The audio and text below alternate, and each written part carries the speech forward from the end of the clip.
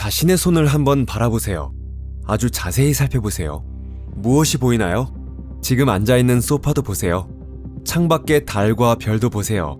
무엇이 보이세요? 자, 함정 문제는 아닙니다. 한마디로 말하면 물질? 맞아요. 이 모든 것에는 공통된 성질이 하나 있죠. 바로 질량입니다. 여러분 주변의 모든 것, 그리고 여러분 자신도 질량을 가지고 있습니다. 물론 거의 모두가 그렇지만요. 빛에는 질량이 없습니다. 그 이야기는 조금 뒤에 하도록 하죠. 그렇다면 이 질량은 도대체 어디에서 온 걸까요? 여러분 안녕하세요. 오늘은 우주 역사상 가장 거대한 질량 부여 사건을 추적해 보겠습니다. 누군가가 이 우주에 존재하는 모든 것에 질량을 부여한 것이죠. 궁금하지 않으신가요? 토픽에 오신 것을 환영합니다. 그럼 시작해 보겠습니다.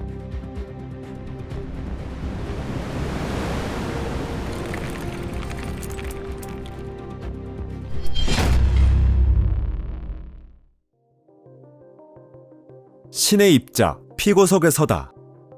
수세기 동안 인류는 대체 누가 이런 일을 저질렀는지 용의자조차 짐작하지 못했습니다. 아니, 애초에 그런 의문조차 품지 않았죠.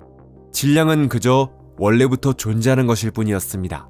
그러던 어느 날 마침내 용의자가 나타났는데요. 그 이름은 힉스 입자였습니다. 2012년 여름 스위스, 거대한 충돌형 가속기가 그 현장을 포착했습니다. 용의자는 취조실로 연행되어 지문 채취와 DNA 검사, 심지어 질량까지 측정받았죠. 그 결과는 125기가 전자볼트였습니다. 8시간에 걸친 취조 끝에 힉스는 허가도 없이 막대한 질량을 만들어냈다고 자백합니다. 그때부터 세상이 떠들썩해졌죠. 전 세계 뉴스가 일제히 이 소식으로 헤드라인을 장식했습니다. 그리고 그는 신의 입자라는 별명까지 얻게 되죠. 이듬해에는 관련 연구자들에게 노벨상이 수여됩니다. 이로써 사건은 해결된 듯 했습니다. 세상 모든 것에 질량을 부여하는 범인은 바로 이 녀석이라고 말이죠. 참 그럴듯한 이야기인데요. 극적이면서도 설득력까지 있죠. 하지만 이 이야기는 거의 완전히 틀렸습니다. 우선 용의자 본인의 이야기를 한번 들어보겠습니다. 과연 그는 어떻게 질량을 부여하는 걸까요? 우주 전체가 눈에 보이지 않는 하나의 장으로 가득 차 있다고 상상해보세요. 그 장은 이 방 안에도, 별과 별 사이에도, 그리고 지금 이 순간에도 여러분의 몸을 관통하고 있습니다.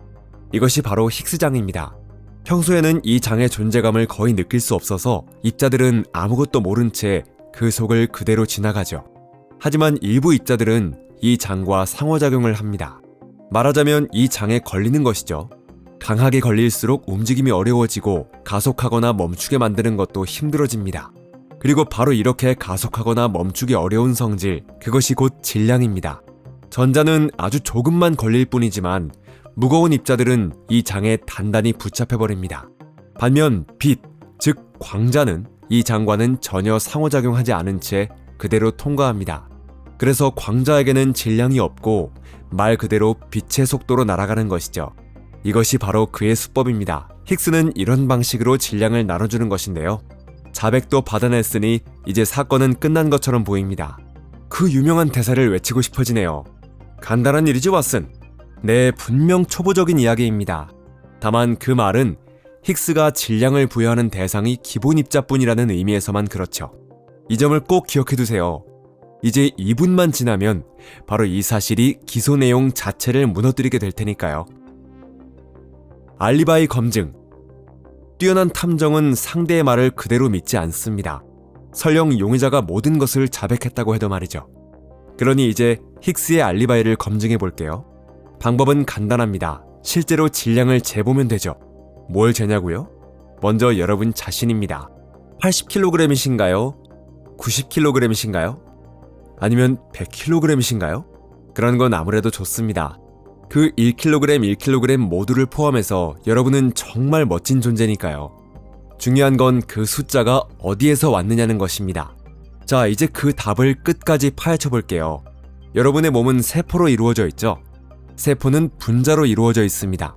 분자는 원자로 이루어져 있습니다. 여기까지는 특별히 놀라운 이야기가 아니죠. 하지만 원자 안에 대체 어디에 그 무게가 숨어 있는 걸까요? 원자 내부는 대부분이 텅 비어 있습니다.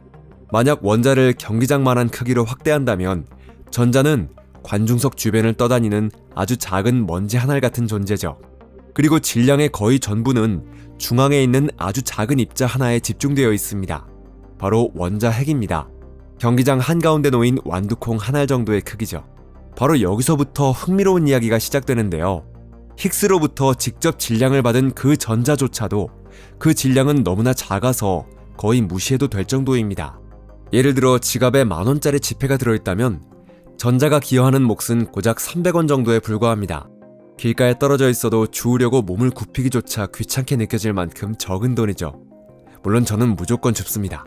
다시 말해 여러분의 질량, 그 당당한 킬로그램은 모두 원자핵에서 비롯되는데요. 그리고 원자핵은 양성자와 중성자가 빽빽하게 모여 이루어져 있습니다. 그렇다면 여러분 질량의 정체를 알아내려면 마지막 질문을 던져야 합니다. 가장 중요한 질문인데요. 과연 양성자의 질량은 무엇으로 이루어져 있는 걸까요? 신사숙녀 여러분, 이제부터 검찰 측의 주장은 요란한 소리를 내며 무너지기 시작합니다. 진범의 정체. 자, 이제 양성자입니다. 그 안에는 쿼크라는 작은 입자 3개가 들어있습니다. 이들은 기본 입자이므로 질량을 힉스로부터 받죠. 그렇다면 양성자의 질량은 쿼크 3개의 질량을 더하기만 하면 되겠네요. 아주 논리적으로 들리지 않나요? 맞습니다. 그럼 한 번 더 해볼게요. 그런데 실제 양성자 질량의 100분의 1밖에 되지 않습니다. 고작 1%요. 쿼크 3개를 모두 합쳐도 양성자 전체 질량의 약 100분의 1밖에 되지 않는 것입니다. 그렇다면 나머지 99%는 도대체 어디로 간 걸까요? 죄송한 말씀이지만 여러분의 몸도, 지금 앉아있는 소파도, 그리고 이 세상의 모든 것도 그 99%는 도대체 어디에 있는 걸까요? 아마 많은 분들이 질량은 전부 힉스에서 비롯된 것이었으면 좋겠다고 생각하고 계실 거예요. 하지만 한 위대한 인물의 말을 빌리자면 힉스는 소중한 친구지만 진리는 그보다 더 소중하다라는 것입니다. 사실 그 99% 속에는 힉스가 없습니다. 왜 힉스가 모든 죄를 뒤집어 쓰려 했는지는 알 수 없죠. 기자들의 압박 때문이었는지, 진범을 감싸려 했던 것인지, 아니면 명성에 눈이 멀었던 것인지는 모르겠습니다.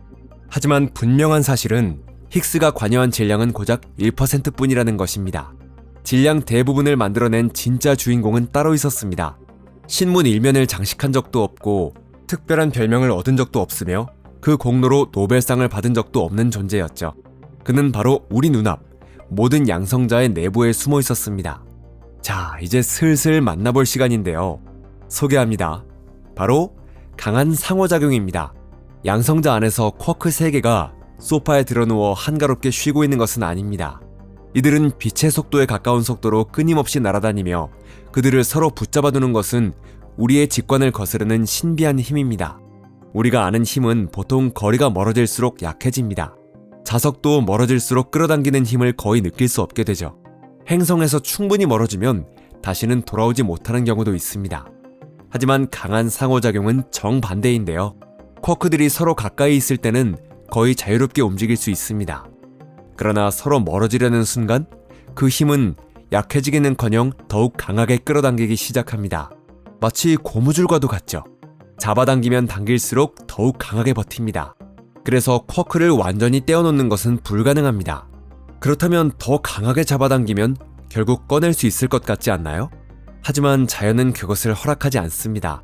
쿼크 사이의 컬러장이 늘어날수록 그 안에는 더 많은 에너지가 축적되죠. 그리고 어느 순간 에너지가 한계에 이르면 그것은 새로운 쿼크와 반쿼크 한 쌍으로 변합니다. 그래서 쿼크 하나를 떼어내려 하면 대신 새롭게 결합된 입자가 만들어지고 말죠. 마치 히드라 전설처럼 괴물의 목을 베어내도 그 자리에서 새로운 머리 2개가 돋아나는 것과 같습니다. 혹시 우리의 조상들은 양자역학을 알고 있었던 걸까요? 물론 지금 한 말은 농담이고요.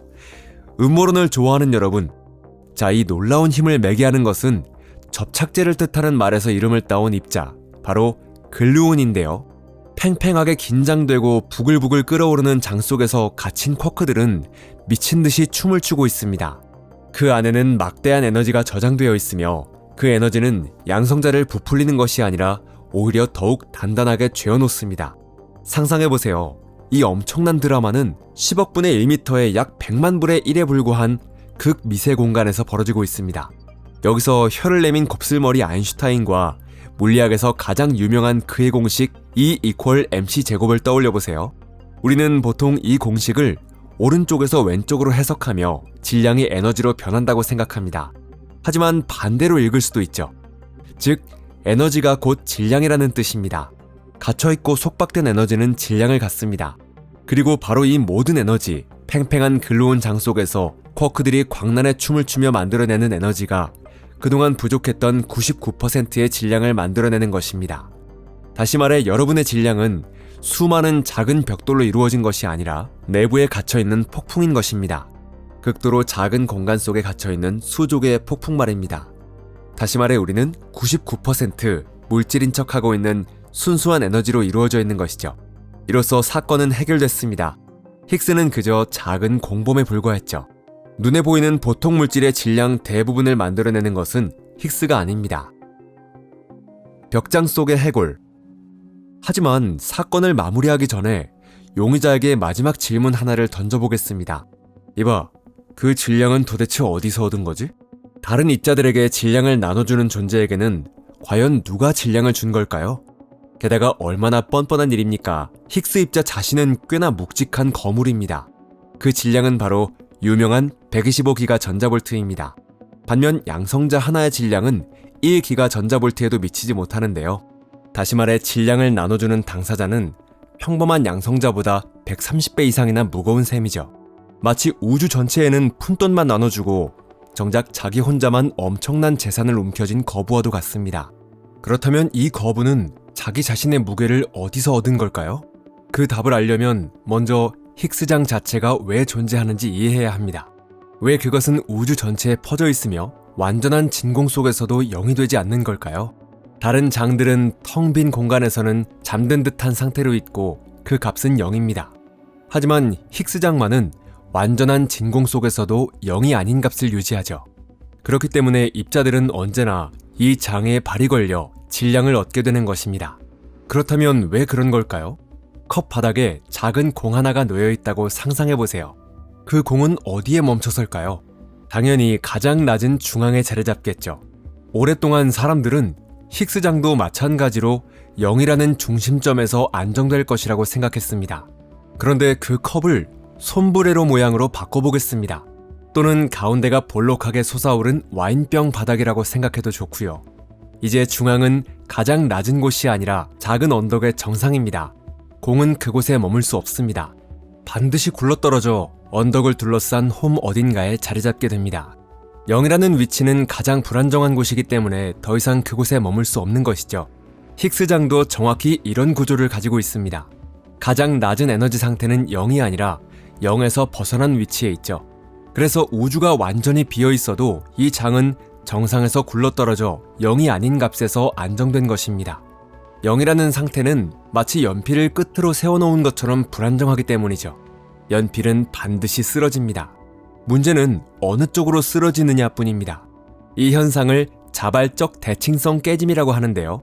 우주는 스스로 쓰러질 방향을 선택한 것입니다. 그리고 이렇게 우주 전체에 퍼진 0이 아닌 장이야말로 입자들이 걸리는 대상입니다. 힉스 입자 자체도 이 바닥 주변에서 생겨난 장의 물결이자 요동이죠. 이 물결의 질량은 요동이 일어나는 홈의 벽이 얼마나 가파르게 휘어있는지에 따라 결정됩니다. 자, 이제 축배를 들어도 되겠네요. 우주의 가장 복잡한 수수께끼 가운데 하나가 풀렸습니다. 샴페인 잔을 높이 들어도 될 것 같지만 잠깐만요. 뭔가 이상한데요? 여러분, 샴페인 잔은 취소할게요. 탄산수 정도로 만족하죠.